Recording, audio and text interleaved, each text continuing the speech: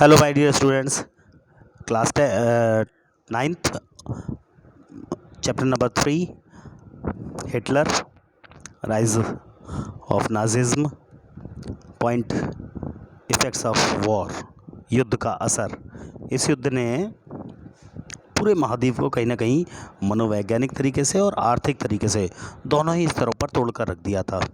तो devastating impact पड़ाता है on entire continent, both psychologically and financially.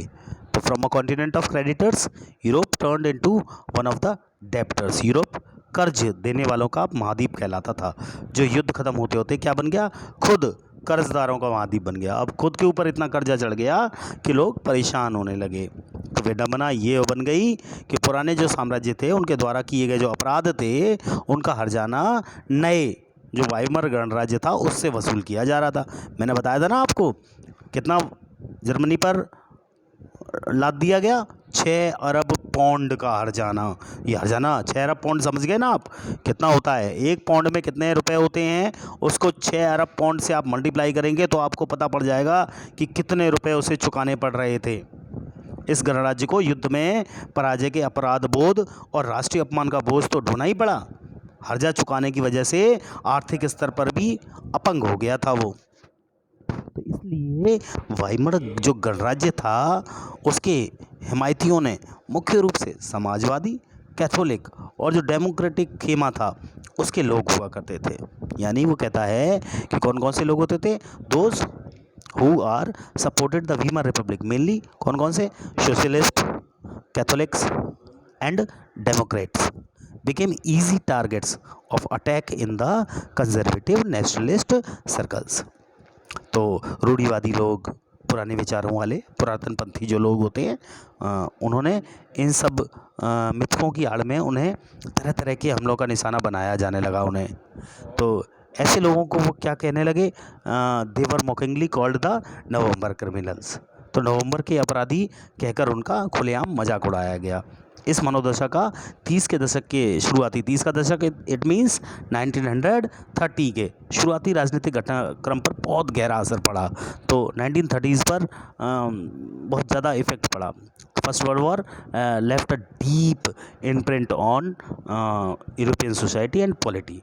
तो फर्स्ट वर्ल्ड वॉर के दौरान यूरोपीय समाज, राजनीतिक व्यवस्था पर अपनी गहरी छाप छोड़ी उसने। जो सिपाही थे उनको आम नागरिकों के मुकाबले ज़्यादा सम्मान दिया जाता था, उनका सम्मान दिया जाता था, उनका खुलेआम स्वागत किया जाता था। राजनेता और प्रचारक इस बात पे जोर देते थे कि पुरुषों को आक्रामक, ताकतवर होना चाहिए, मर्दाना गुणों वाला होना चाहिए। मर्दाना गुण समझते हैं ना, मर्द वाले गुण, तो ऐसे गुण होने चाहिए।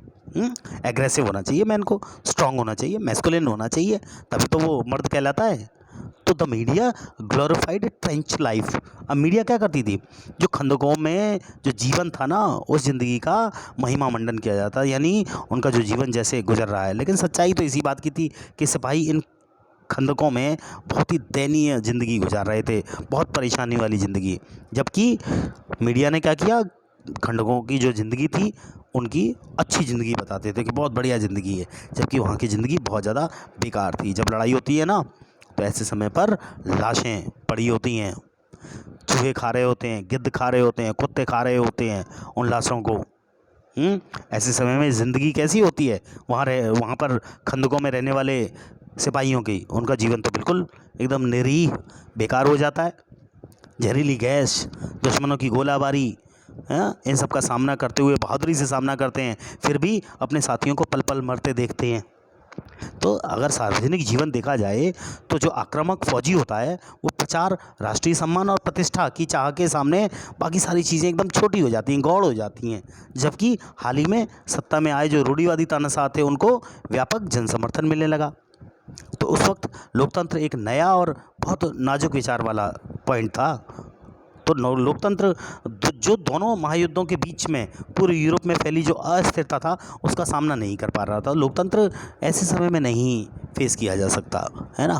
तो democracy was indeed a young and fragile idea but which could not survive the instabilities of interwar Europe. है ना। तो ये चीज़ थी। नेक्स्ट पॉइंट हमारा आता है राजनीतिक रेडिकल वाद के बारे में। आमूल जो परिवर्तन हुए, जो जो परिवर्तन होते हैं युद्ध के बाद, हमेशा कुछ ना कुछ नए परिवर्तन आते हैं हमारे जीवन में। और आर्थिक संकट के बारे में है, इकोनॉमिक क्राइसिस के बारे में है, पॉलिटिकल रेडिकलिज्म के बारे में है। तो जो बर्थ ऑफ रीमर रिपब्लिक है considered with the revolutionary uprising of the Spartacist League on the pattern of the Bolshevik Revolution of in Russia. जिस समय वाइमर गणराज्य की स्थापना हुई, उसी समय रूस में बोल्शेविक क्रांति की तर्ज पर जर्मनी में भी एक नई लीग आई जिसे स्पार्टकिस्ट कहते हैं। तो अपने क्रांतिकारी जो उनका जो विचार थे, उन क्रांतिकारी विद्रोह की योजनाओं को अंजाम देने लगे थे।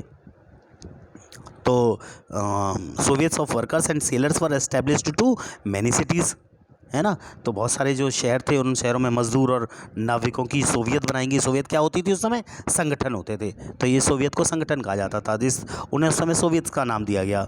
द पॉलिटिकल जो पॉलिटिकल सिस्टम होता है, पॉलिटिकल एटमॉस्फेयर होता है in Berlin was charged with demanded, है ना।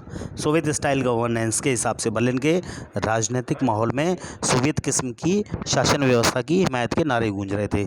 इसीलिए समाजवादी, डेमोक्रेट और कैथोलिक गुट उन्होंने वाइमर में इकट्ठा होकर इस प्रकार के शासन व्यवस्था के विरोध में एक लोकतांत्रिक जो गणराज्य होता है उसकी स्थापना करने का फैसला कर लिया, डेमोक्रेटिक रिपब्लिक का फैसला कर लिया। The Weimar Republic crushed the uprising with the help of a war veterans organisation called Free Corps. अब वो क्या कहलाते थे? बोलते हैं जब विरोध हुआ तो आखिरकार वाइमर जो गणराज्य के पुराने सैनिक थे, उन्होंने एक फ्री कोर नामक संगठन की मदद से इस विद्रोह को क्या करना शुरू कर दिया? कुचलना शुरू कर दिया। The anguished Spartacist later founded the Communist Party of Germany. Communists and socialists henceforth became irreconcilable enemies and could not make common cause against Hitler. तो हुआ क्या? हुआ ये कि इसके बाद पूरे घटनाक्रम के बाद जो स्पार्टकिस्ट थे उन्होंने जर्मनी में कम्युनिस्ट पार्टी की नींव डाल दी। इसके बाद और क्या हुआ? जितने भी कम्युनिस्ट थे और जो समाजवादी थे वो एक दूसरे के दोनों कट्टर दुश्मन बन गए और हिटलर के खिलाफ उन्होंने साझा मोर्चा नहीं खोला। तो हुआ क्या? यही हुआ कि साझा मोर्चा कभी खोल ही नहीं पाए, कट्टर दुश्मन बन गए एक दूसरे के। क्रांतिकारी और उग्र राष्ट्रवादी दोनों ही खेमे रेडिकल जो समाधान थे उनके लिए आवाज़ें उठाने लगे। तो राजनीतिक जितने भी रेडिकलवादी विचार थे उनको 1923 के आर्थिक संकट से और बल मिलना शुरू हुआ। जर्मनी ने फर्स्ट वर्ल्ड वॉर जो था ना, वो मोटे तौर पर कर्ज लेकर लड़ा था, पैसा लिया दूसरों से, तब लड़ा युद्ध। और युद्ध के बाद उसे स्वर्ण मुद्रा में हर्जाना भी भरना पड़ा। मैंने बताया ना, 6 अरब पौंड के रूप में हर्जाना भरना पड़ा। इस दोहरे बोझ से ये दो टाइप का बोझ पड़ गया उस पर। जर्मनी के स्वर्ण भंडार बिल्कुल क्या हो गए? समाप्त हो गए, ऐसी स्थिति में पहुंच गए थे। तो आखिरकार 1923 में क्या हुआ? जर्मनी ने कर्ज और जो हर्जाना था वो चुकाने से क्या कर दिया? बिल्कुल इनकार कर दिया कि भाई अब हम नहीं दे पाएंगे क्योंकि हमारे पास पैसा ही नहीं है। इसके जवाब में क्या हुआ? फ्रांसीसियों ने जर्मनी के जो मुख्य औद्योगिक इलाके थे रूर, उस पर कब्जा कर लिया फ्रांसीसियों ने, यानी फ्रांस के लोगों ने, है ना, उनके सैनिकों ने। तो ये जर्मनी के विशाल कोयला भंडारों वाला इलाका था। मैंने आपको बताया था ना, रूर पर कब्जा कर लिया था। कितने % जगह थी वो उसने ले ली थी। जर्मनी ने फ्रांस के विरुद्ध निष्क्रिय प्रतिरोध के रूप में बड़े पैमाने पर कागजी मुद्रा छापना शुरू कर दिया। अब जर्मनी ने क्या किया? जब उसके पास पैसा नहीं रहा तो उसने खुद अपनी मुद्रा छापना शुरू कर दिया कि चाहे कोई मुझे बोले या ना बोले, अपनी मुद्रा हम खुद छाप देते हैं, है ना, और छापना शुरू कर दिया। लेकिन जर्मन सरकार ने इतने ज़्यादा पैमाने पर वो मुद्रा छाप दी कि उसकी जो मुद्रा थी ना, उसका जो मूल्य होता है, मार्क का मूल्य, वो क्या होने लगा? तेज़ी से गिरने लग गया, है ना। तो अप्रैल में एक अमेरिकी डॉलर की कीमत 24,000 मार्क के बराबर थी, जो जुलाई में पहुँचते पहुँचते कितनी हो गई? 3,53,000 मार्क पहुँच गई। अगस्त में कितनी हो गई वो उसकी कीमत? 46,21,000। दिसंबर में कितनी हो गई?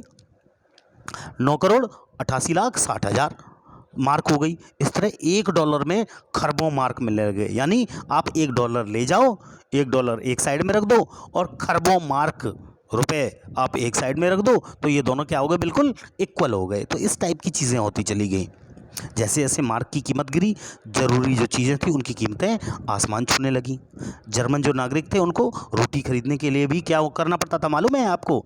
एक रोटी खरीदने के लिए उन्हें क्या करना पड़ता था? बैलगाड़ी में नोट भर कर ले जाने पड़ते थे। तो आप समझ लो कि बैलगाड़ी में नोट भर के ले जा रहे हैं और रोटी कितनी मिलेंगी? 1 या 2 रोटी। जर्मन समाज दुनिया भर में हमदर्दी का पात्र बन के रह गया। इस संकट को ही हम कहते हैं अति मुद्रास्फीति का नाम देते हैं। क्या कहते हैं इसे? अति मुद्रास्फीति। समझे ना? तो इसे हाइपर इन्फ्लेशन कहा जाता है। आपको इंग्लिश वाले जितने भी स्टूडेंट हैं उनको भी बता देता हूँ अभी मैं।